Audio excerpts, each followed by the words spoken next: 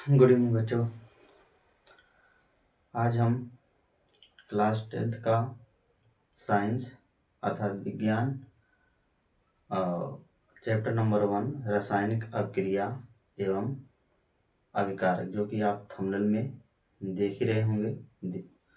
और आप सभी लोगों का अखिलेश इस ट्यूटोरियल में आपका स्वागत है। तो आज हम लोग क्या करेंगे, रासायनिक अभिक्रिया एवं अभिकारक के बारे में पढ़ेंगे। ठीक है, तो बच्चों देखिए, रासायनिक अभिक्रिया एवं अभिकारक होता है क्या होता है, सबसे पहले ये जानेंगे। उससे पहले हम लोग क्या जानेंगे कि रासायनिक अभिक्रिया की स्टार्टिंग सबसे पहले कहाँ से होती है, उसके बारे में हमको क्या जानना चाहिए। तो सबसे पहले हमको क्या जानना चाहिए, रासायनिक अभिक्रिया जो अभिक्रिया बनाते हैं, रिएक्शन बनाते हैं, वह संतुलित करना पड़ता है, बैलेंस करना पड़ता है। तो वह किस प्रकार बैलेंस होता है, वो सब सारी चीज़ें आज इसमें हम क्या करेंगे, इस वीडियो में जानेंगे। तो उससे पहले हम क्या करें, सबसे पहले बेसिक चीज़ें हम देखेंगे, ध्यान से समझेंगे। उससे पहले क्या होता है, सब बेसिक क्या है हमारा, सबसे पहले क्या है, बोरबरी नियम, अफबाउ नियम है, इलेक्ट्रॉनिक विन्यास है, आवेश का हस्तांतरण है ना, जिसे हम साझेदारी कहते हैं, है ना। ये सीखेंगे। फिर इसके बाद नेक्स्ट वीडियो में भी क्या करेंगे, अगर तो नेक्स्ट वीडियो में भी हम देखेंगे, है ना। तो सबसे पहले हम क्या करेंगे बोरबरी नियम, क्या करेंगे, बोरबरी नियम, बोरबरी नियम। ठीक है, बोरबरी नियम क्या होता है, बोरबरी नियम में सबसे पहले इसमें क्या होता है, बोरबरी क्या है, वैज्ञानिक के नाम है, जो कि अपने वैज्ञानिक जो है उसी के अपने नाम पर इन्होंने क्या किया, एक नियम दे दिया, जिसे हम कहते हैं बोरबरी नियम। ठीक है, तो बोरबरी नियम में क्या होता है कि 2n², ठीक है। n जो n क्या है, कक्षकों की संख्या है, n क्या है, कक्षकों की संख्या, कक्षकों की क्या है, संख्या है। ठीक है, तो कहा बोरबरी नियम में कहा जाता है कि यदि कोई कक्षक भरा जाता है तो वह किसके अनुसार भरे जाएंगे, 2n² के अनुसार क्या होंगे, भरे जाएंगे। ठीक ना। तो पहले कक्षक में क्या करें, n कक्षकों की संख्या, तो n बराबर क्या करेंगे, 1 रखेंगे, 2 रखेंगे, 3 रखेंगे, 4 रखेंगे, है ना। तो रख के हम चेक करेंगे। ठीक है, तो क्या होगा, तो n बराबर हम क्या रखते हैं, n=1 रखते हैं। n=1 रखेंगे किस फार्मूले, 2n² में रखेंगे, 2n², n के स्थान पे क्या हो जाएगा, n का स्थान पे 1 हो जाएगा। ठीक है, n का स्थान पे 1² हो जाएगा। तो 1 का स्क्वायर क्या होगा, 1 का स्क्वायर 1 होता है, तो 2 × 1 कितना आ जाएगा, 2 आ जाएगा। मतलब कि पहले कक्षक में क्या होगा, 2 इलेक्ट्रॉन होगा। ठीक है, फिर इसी प्रकार हम क्या करेंगे, n बराबर क्या रखेंगे, 2 रखेंगे, कौन से फार्मूले में, इसी फार्मूले 2n² में। तो 2 × n के स्थान पे क्या है, 2 का क्या हो जाएगा, स्क्वायर हो जाएगा। तो 2 × स्क्वायर, 2 क्या होता है, 2 का स्क्वायर क्या होता है, 4 होता है। ठीक है, 2 का स्क्वायर क्या होता है, 4 होता है। तो 2 × 4 हो गया, तो 4 2 कितना होता है, 8 होता है ना, क्या होता है, 8 हो जाता है। फिर n क्या रखेंगे, 3 रखेंगे, तो 2 × 3 का स्क्वायर, 3 का स्क्वायर कितना होगा, 9, 9 2 कितना होता है, 18। ठीक है, 9 दूनी 18। ठीक है, तो n क्या रखेंगे, 4 अगर रखते हैं, n क्या रखेंगे, 4 रखेंगे, तो 2 × 4 का स्क्वायर, 2 × 4 का स्क्वायर, 4 का स्क्वायर कितना होता है, 16 होता है ना। तो इसका 16 2 कितना होता है, 32 होता है, 16 दूनी 32, है ना। ये हो गया। तो यहाँ पर देखिए क्या होगा, पहले कक्षक में 2 इलेक्ट्रॉन, दूसरे में 8, फिर तीसरे में 18, फिर चौथे में 32, क्या आ गया, 2 8 18 32, 2 8 18 32 आ गया है। ठीक है, और 2 8 18 32 जो है, ये क्या हमारा है, ये के एल एम एन है, KLMN है ना, KLMN है। मतलब के वाले कक्षक में 2 इलेक्ट्रॉन और एल वाले में 8, एम वाले में 18 और एन वाले में 32 इलेक्ट्रॉन होते हैं। मतलब कि पहले कक्षक में 2 इलेक्ट्रॉन, दूसरे में 8, तीसरे में 18, चौथे में 32 होता है। ठीक है। अब बोरबरी के नियम में कहा जाता है, इन्होंने कहा कि किसी भी कक्षक में इलेक्ट्रॉनों को भरने के लिए क्या होगा, 2n² के अनुसार भरा जाएगा। ठीक है। लेकिन इन्होंने एक प्रावधान रख दिया कि पहले कक्षक में 2 से अधिक इलेक्ट्रॉन नहीं रह सकते हैं, दूसरे में 8 से अधिक इलेक्ट्रॉन नहीं होंगे, तीसरे में 18 से, चौथे में 32। ठीक ना, तो 32 से अधिक इलेक्ट्रॉन नहीं हो सकते हैं। ठीक ना, बोरबरी के नियमानुसार। ठीक है, ये हो गया आपका। अब इसके बाद क्या करेंगे हम लोग, अफबाउ नियम देखेंगे। अफबाउ नियम देखने के बाद क्या करेंगे, कुछ इलेक्ट्रॉनिक विन्यास करेंगे। ठीक ना, इलेक्ट्रॉनिक विन्यास करने के बाद फिर आगे हम बढ़ेंगे। इरेज कर दिया। अब क्या करेंगे, हम अफबाउ नियम देखेंगे। ठीक है, अफबाउ नियम देखें। अफबाउ नियम क्या कहता है, उसके अनुसार हम कुछ क्या करें, उसका स्ट्रक्चर बनाएंगे, है ना। फिर इसके बाद हम आगे बढ़ेंगे इलेक्ट्रॉनिक विन्यास पर। ठीक है, तो ऑफ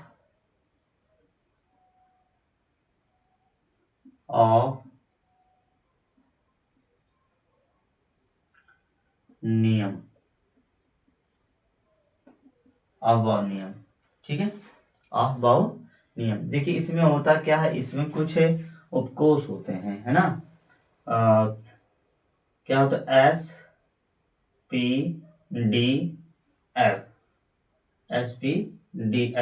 SPDF होता है।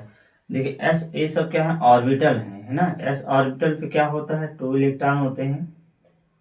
पी पर कितना होता है, 6, डी पर कितना होता है, 10, और एफ पर कितना होता है, 14। ये आपको क्या करना है, याद रखना है, ये याद होना चाहिए आप लोगों को। 2, एस पर 2, पी पर 6 और डी पर 10 और एफ पर कितना, 14। ठीक ना, 14 इतना होता है। ठीक, ये हो गया। अब क्या होता है, इसका एक स्ट्रक्चर होता है ना। तो इसमें अफबाउ नियम में क्या कहा गया कि जो भी ऑर्बिटल होगा तिरछे कार्य करते हैं, है ना। तो तिरछे चलेंगे। सबसे पहले क्या होता है कि पहले आता है 1s, फिर इसके बाद आता है 1s, फिर इसके बाद आता है 2s, 2p, 3s, 3p, 3d, 4s, 4p, 4d, 4f, 5s, 5p, 5d, 5f, 6s, 6p, 6d, 7s, 7p, ये होता है। ठीक है, और स्टार्ट कहाँ होता है, ये यहाँ से शुरू होता है। ठीक है, शुरू होता है। ठीक है, और ये इस प्रकार चलेंगे, है ना। ये कुछ इस प्रकार चलते हैं, इनका स्ट्रक्चर कुछ इस प्रकार बनता है। ये कुछ इस प्रकार का स्ट्रक्चर बनता है, और यह स्ट्रक्चर आप लोगों को समझ लेना चाहिए, याद हो सके तो याद कर लीजिए। क्योंकि इसी के अनुसार क्या होता है, इलेक्ट्रॉनिक विन्यास किया जाता है ना। और इसकी ये विशेषता है, जिधर से खत्म होगा उधर ही क्या हो जाता है, खत्म हो जाता है। ठीक है, ये है, ये अफबाउ नियम है। अफबाउ नियम में क्या हुआ कि यहाँ पर सबसे मेन चीज यह है कि SPDF ऑर्बिटल के सभी इलेक्ट्रॉन्स आपको याद होने चाहिए। ठीक है, और ये आपके याद होने, 1 क्या है, कक्षक है, S क्या ऑर्बिटल है, 2 क्या है, कक्षक है आपका, S ऑर्बिटल है ना। ये सब आपके ऑर्बिटल हो गए हैं। ठीक है, तो ये हो गया। ठीक है, अब तत्वों के नाम याद, इलेक्ट्रॉनिक विन्यास करने के लिए सबसे पहले आपको क्या याद होना चाहिए, तत्वों के नाम याद होने चाहिए, है ना। तत्वों का नाम क्या होना चाहिए, याद होना चाहिए। ठीक है, तब आप कर पाएंगे। ठीक है, तो हम अब क्या करें, इसको इरेज करेंगे, फिर इसके बाद हम कुछ इलेक्ट्रॉनिक विन्यास देखेंगे, फिर इसके बाद हम आगे बढ़ेंगे। इसमें एक चीज ध्यान दीजिएगा कि जब हम इलेक्ट्रॉनिक विन्यास करेंगे, जो यहाँ पर हमने स्ट्रक्चर बनाया था, है ना, तो 3D से पहले हम क्या रखेंगे, 4s को रखेंगे। हमेशा याद रखिएगा 4s को रखेंगे, 3D से पहले 4s को लिखेंगे, क्योंकि जो 3D की ऊर्जा स्तर होती है, ऊर्जा स्तर जो होता है वह 4s से क्या होता है, कम होता है। अर्थात 4s का ऊर्जा स्तर 3D से क्या होता है, अधिक होता है। तो हम क्या करेंगे, इसको रखेंगे, ठीक ना, 4s को पहले रखेंगे, ठीक, इस बात को याद रखिएगा, ठीक है। अब जैसे आप मान लीजिए हम तत्वों के इलेक्ट्रॉनिक विन्यास कर रहे हैं, है ना, तो जैसे मान लीजिए हमने क्या लिया, सबसे पहले हम छोटा एलिमेंट लेते हैं सोडियम। हम क्या करें, सोडियम ले लेते हैं। अब सोडियम क्या है हमारा, सोडियम होता है Na का एटॉमिक नंबर क्या होता है, 11, है ना। इसका हम करें तो इसका हम इलेक्ट्रॉनिक विन्यास करेंगे तो क्या हो जाएगा, पहले आएगा 1s, s पर क्या था, sp d f, तो d पर क्या था, 14 था, सॉरी f पर 14 था, d पर क्या था, 10 था, और p पर 6 और s पर क्या था, 2 था, है ना। तो यहाँ पर 1s, s पर कितना लिखेंगे, 2 लिखेंगे, फिर कॉमा लगा देंगे, ठीक है। क्यों कॉमा इसलिए लगाएंगे क्योंकि ये कक्षक इसके बाद नहीं आएगा, ठीक है। फिर 2s2, अब 2s2 के बाद कॉमा नहीं लगाएंगे क्योंकि अभी यह 2 का कक्षक अभी है, वो आएगा, ठीक है। तो 2p6 ये हो जाएगा, ठीक है। फिर इसके बाद क्या आ जाएगा, 3s आएगा, 3s1, s1 लिखेंगे, पहले काउंट करेंगे, हमको केवल 11 ही चाहिए, है ना। लेकिन फिर क्या होता है, 2 होता है, यस पर क्या होता है, 2 होता है, लेकिन हम क्या करेंगे, इनके इलेक्ट्रॉन्स को हम ऐड करेंगे और आना कितना चाहिए, 11 आना चाहिए, ठीक है। तो क्या करें, ये भी बात ध्यान दीजिएगा। एक और बात याद रखिएगा कि जब हम इन इलेक्ट्रॉनों को ऐड करेंगे तो आपका 11 आना चाहिए, लेकिन अगर 11 से अधिक आ जाता है तो हम यहाँ से क्या करेंगे, माइनस कर लेंगे, है ना, माइनस कर लेंगे, लेकिन बढ़ाएंगे नहीं, क्योंकि हम क्या कर सकते हैं, यहाँ पर घटा सकते हैं, बढ़ा नहीं सकते हैं, ठीक है। तो करेंगे क्या, हम 6 2 8, 8 2 10, 10 2 12 हो गया, 12 हो गया, तो हम क्या करेंगे, यहाँ पर हम 1 लिख सकते हैं, लेकिन 3 नहीं लिख सकते, 3 नहीं लिख सकते हैं, 1 लिख सकते हैं, घटा सकते हैं। अब देखिए, पहले कक्षक में 2 इलेक्ट्रॉन, दूसरे में कितना 8, तीसरे में कितना 1 हो गया, 1 हो गया, ठीक ना। तो पहले कक्षक में ए क्या है, ए जो निकला है, ये बोरबरी के नियम के अनुसार निकला, ए जो निकला हुआ है क्या है, अहवाव नियम के द्वारा हमने किया है, ठीक है। 2 8 1 हो गया। तो ये हमने अब बोरबरी के नियम में क्या कहा गया था कि 2 से पहले कक्षक में 2 से अधिक इलेक्ट्रॉन नहीं हो सकते हैं, और दूसरे कक्षक में 8 से अधिक इलेक्ट्रॉन नहीं हो सकते हैं। तो पहले का और तीसरे में कितना था, 18 था, तो इसमें क्या है, 1 है, तो मतलब ये क्या करेगा, एक जो क्या करेगा, मतलब कि सोडियम जो है इसको 18 बनाने के लिए, इसको 18 बनाने के लिए क्या करेगा, किसी से ओवरलैपिंग करेगा, साझेदारी करेगा, है ना, साझेदारी करेगा, है ना, तब जाकर क्या होगा, ये 18 बनेगा, ठीक है। तो जब एक किसी से साझेदारी करता है तो इस पर एक आयन आ जाता है, चार्ज आता है, हैं, तो चार्ज आ जाता है, तो उसी को हम क्या कहते हैं, चार्ज आयन कहते हैं, जो कि क्या करते हैं, रासायनिक अपक्रिया हम बनाएंगे तो उसमें यूज होगा, ठीक है। तो किस प्रकार रासायनिक अपक्रिया बन जाता है वो आपको मालूम हो जाएगा, बहुत ही सिंपल होता है रासायनिक अपक्रिया बनाना, ठीक है, जो कि बहुत लोगों को लगता है बहुत कठिन है, जो कि बहुत आसान होता है। जब आपको ये प्रक्रिया आएगी तो आप क्या करेंगे, रासायनिक अपक्रिया आसानी से निकाल सकते हैं, ठीक है। तो ये हो गया। अब इसी प्रकार हम और एक दो इलेक्ट्रॉनिक विन्यास निकालते हैं। जैसे मान लीजिए हम क्या किए, क्लोरीन का निकाल लेते हैं। क्लोरीन का क्या होता है, सिंबल क्या होता है, Cl होता है, और इसका एटॉमिक नंबर क्या होता है, परमाणु क्रमांक कितना होता है, 17 होता है, 17 होता है, ठीक है।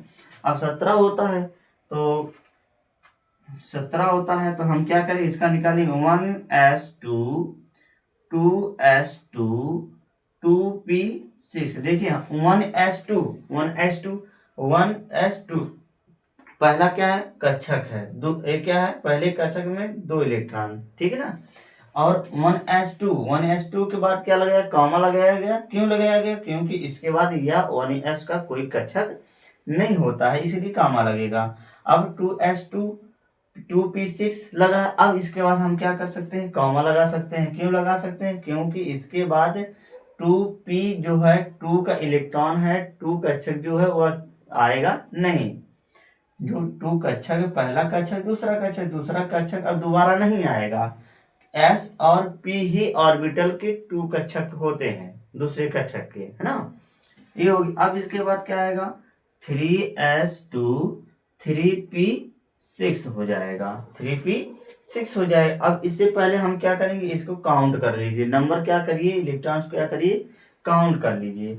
6 2 8 8 2 10 10 2 12 12 6 18 हो गया, 18। अभी हमने बच्चों क्या कहा कि आप इलेक्ट्रॉन को क्या कर सकते हो, घटा सकते हो, बढ़ा नहीं सकते हो, घटा सकते हो, बढ़ा नहीं सकते हो। तो यहाँ पर क्या, यहाँ पर टोटल काउंट करने पर कितना हो रहा है, 18 हो रहा है। तो हम लास्ट में जो इलेक्ट्रॉन है वहां पर क्या करेंगे, हम कम कर देंगे, एक कम कर देंगे, ठीक है ना। तो हम क्या करेंगे, यहाँ पर कितना कर देंगे, 5 कर देंगे, यहाँ पर 5 कर देंगे। अब देखिए बोरबरी वाला निकालिए। तो पहले कक्षक में 2 इलेक्ट्रॉन, दूसरे में कितना, 6 2 8 8 इलेक्ट्रॉन, तीसरे में कितना, 5 2 7 इलेक्ट्रॉन, 7 इलेक्ट्रॉन हो गया, है ना।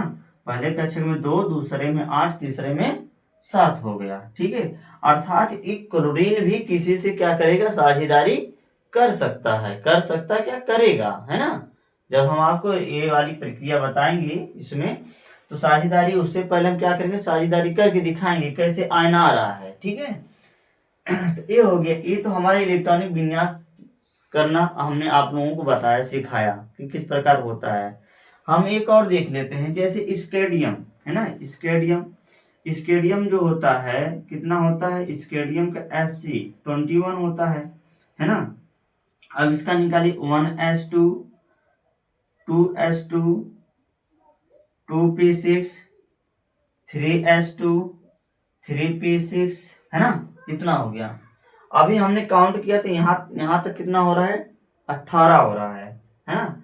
अब हमने क्या कहा, 3p के बाद 3d आएगा, लेकिन हमने क्या कहा कि 3d से पहले आप किसको लिखिएगा, 4s को लिखिएगा, है ना। तो क्या करेंगे, कॉमा लगाएंगे, 4s2 लिखेंगे, 4s2 लिखेंगे। अब काउंट करो, अब काउंट करते हैं तो कितना हो जाएगा, 6 2 8 10 12 12 6 18 18 2 एक मिनट, 6 2 8 8 2 10 10 2 12 12 6 18 18 2 20 हो गया, है ना, 20 हो गया। अब हमारा डी वाला बचा है, तो 3d लिखेंगे, 3d लिखेंगे। तो कितना बच रहा है, केवल 1 बच रहा है। अब यहाँ पर कितना लिखेंगे, 1 लिखेंगे, जो कि डी पर कितना होता है, डी पर कितना होता है, 10 होता है, लेकिन हम 10 नहीं लिखेंगे, 1 लिखेंगे। क्या लिखेंगे, 1 लिखेंगे,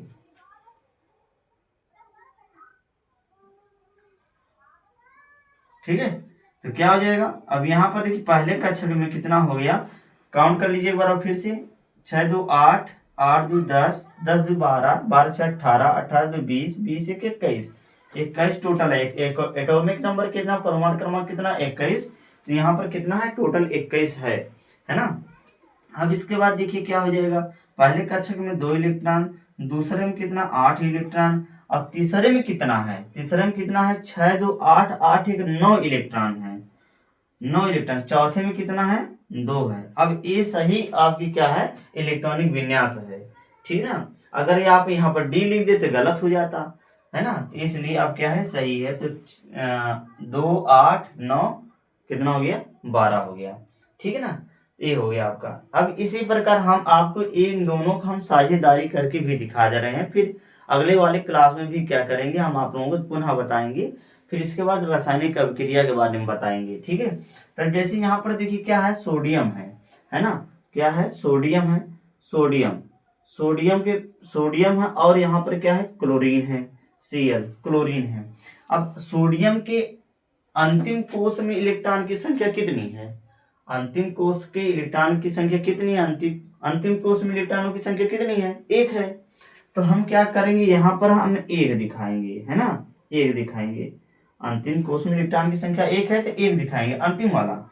अब यहाँ पर देखिए क्लोरीन के अंतिम कोष में इलेक्ट्रॉन की संख्या कितनी है, 7 है, तो हम क्या करेंगे यहाँ पर 7 दिखाएंगे स्टार से, है ना, 1 2 3 4 5 6 7, है ना, समझिए। अब यहाँ पर देखिए कितना हो गया, 7 हो गया, वहाँ 1 2 3 4 5 6 7, 7 हो गया। और इसके सोडियम के अंतिम कोष में 1 इलेक्ट्रॉन था तो हमने 1 दे दिया। अब क्या करेगा, अब सोडियम क्या करेगा, अब ये क्या करेगा, अब समझिए, अब क्या करेगा, क्लोरीन क्या करेगा, टोटल क्या करेगा, सोडियम का 1 इलेक्ट्रॉन ले लेगा, सोडियम का क्या करेगा, 1 इलेक्ट्रॉन ले लेगा, है ना। पहले क्या था, ये तो अकेला ही था, अपने ही साथ में था, ये अपने ही साथ में लेकर था, लेकिन अब क्या किया, अभी क्या किया, क्लोरीन इसको 1 दे दिया, है ना, क्या किया, क्लोरीन दे दिया, सोडियम क्या था, क्लोरीन ने ले लिया, तो Cl क्या किया, अब यहाँ पर 1 इलेक्ट्रॉन इसके पास था, अब 1 इलेक्ट्रॉन क्या किया, इसने दे दिया, 1 इलेक्ट्रॉन क्या किया, इसने दे दिया इसको, तो क्या हो गया, अब इसके पास सोडियम के पास कितना बचेगा, 2 और 8 बचेगा। अब क्लोरीन के पास कितना हो जाएगा, 2 8 8 हो जाएगा, 2 8 8 हो जाएगा, ठीक है, ये हो गया आपका, ठीक है, पूर्ण हो गया, ठीक है। हाँ, लेकिन अब यहाँ पर समझिए कि क्लोरीन पूर्ण नहीं है, लेकिन हाँ ये है आपका, ये अक्रिय गैस जैसी संरचना प्राप्त कर लिया है ना, नोबल गैस जैसी संरचना प्राप्त कर लिया है। तो प्रत्येक तत्व जो होता है वह साझेदारी इसलिए करता है ताकि वह अक्रिय गैस जैसी संरचना प्राप्त कर सके, नोबल गैस जैसी संरचना प्राप्त करे, है ना, प्राप्त कर ले। तो ये हो गया आपका, ठीक है, तो क्या हो गया, सोडियम के पास कितना हो गया, 2 8 हो गया, और क्लोरीन के पास कितना हो गया, 2 8 8 हो गया, क्योंकि 7 था अंतिम कोष में, 1 इलेक्ट्रॉन इसने ले लिया, तो 1 इलेक्ट्रॉन इसने लिया, इसमें ऐड होगा तो कितना हो जाएगा, 8 हो जाएगा। अच्छा, अब समझिए यहाँ पर कि इसने 1 इलेक्ट्रॉन इसको दिया है,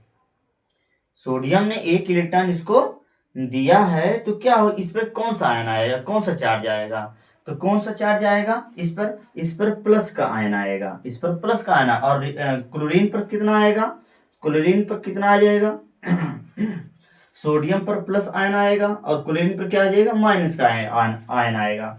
जो देगा, जो इलेक्ट्रॉन को त्यागेगा, उस पर हमेशा प्लस का आयन होता है। जो इलेक्ट्रॉन ग्रहण करता है उस पर हमेशा आयन जो होता है, उस पर चार्ज जो होता है ऋणायन होता है, निगेटिव होता है ना। एक्सेप्ट जो करेगा उस पर निगेटिव चार्ज, जो डिनोट करेगा, है ना, डोनर जो होगा वो उस पर क्या होगा, आपका प्लस का आयन होगा, प्लस चार्ज होगा, ठीक है, समझ में आ गया।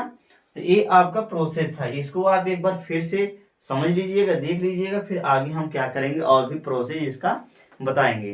तो अब आप लोगों को अगर यह वीडियो समझ में आया हो तो आप क्या करिए, अपने दोस्तों तक शेयर करिए और कमेंट में बताइए कि आपको यह वीडियो कैसा लगा, और चैनल को सब्सक्राइब कर लीजिए, लाइक करिए, कमेंट में बताइए, अपने दोस्तों तक शेयर करिए, ठीक है, थैंक यू।